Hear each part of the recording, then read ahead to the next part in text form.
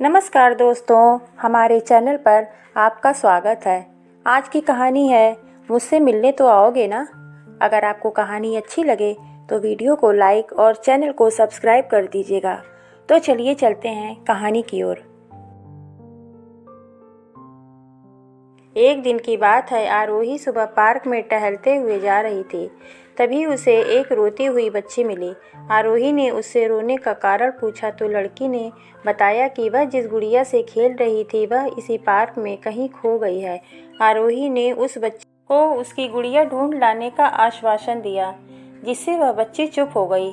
आरोही ने गुड़िया ढूंढने के लिए समय मांगी और फिर दूसरे दिन गुड़िया लाने का वादा करके वहां से चली गई। पर गुड़िया ना तो आरोही को मिली और ना ही उस बच्ची को।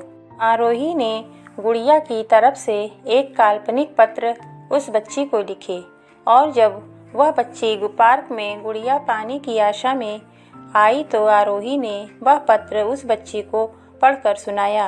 पत्र इस प्रकार था, कृपया रोना मत, मैं समय समय पर उस गुड़िया के बारे में तुम्हें लिखती रहूंगी, बस तुम रो।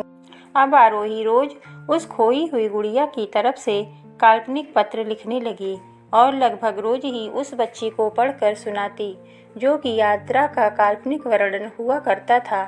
आरोही ने इस काल्पनिक लेकिन रोचक वर्णन ने उस बच्ची को रोने नहीं दिया। वह खुशी खुशी अपनी गुड़िया की घुमक्कड़ी के किस्से सुनाने लगी। अब वह खुश रहने लगी। एक दिन जब काफ़ी कहानियाँ हो गईं तो आरोही ने एक दूसरी गुड़िया उस बच्ची को ला कर दी। जाहिर है वह गुड़िया बदली हुई थी। उस बच्ची को अपनी खोई हुई पुरानी गुड़िया जैसी नहीं लगी तो वह आरोही की ओर देखने लगी। आरोही अनजान बनते हुए गुड़िया में चिपकी एक चिट को निकाल कर पढ़ने लगी। उसमें लिखा हुआ था, यह मैं ही हूँ, तुम्हारी वाली गुड़िया जो पार्क में खो गई थी। दुनिया भर की लंबी यात्रा की वजह से मैं थोड़ी बदल गई हूँ। बच्ची को इस गुड़िया और आरोही पर विश्वास हो गया। वह गुड़िया लेकर घर चली गई। वर्षों बाद जब वह बच्ची बड़ी हो गई तो एक दिन वह अपनी अलमारी में कुछ ढूंढ रही थी तो उसका ध्यान उस गुड़िया पर गया जो आरोही ने उसे दी थी। बचपन की बातें याद करके वह हंसने लगी। उसे सब समझ आ चुका था कि आरोही ने कैसे उसका मन रखा। उसे उस गुड़िया पर फिर प्यार आने लगा।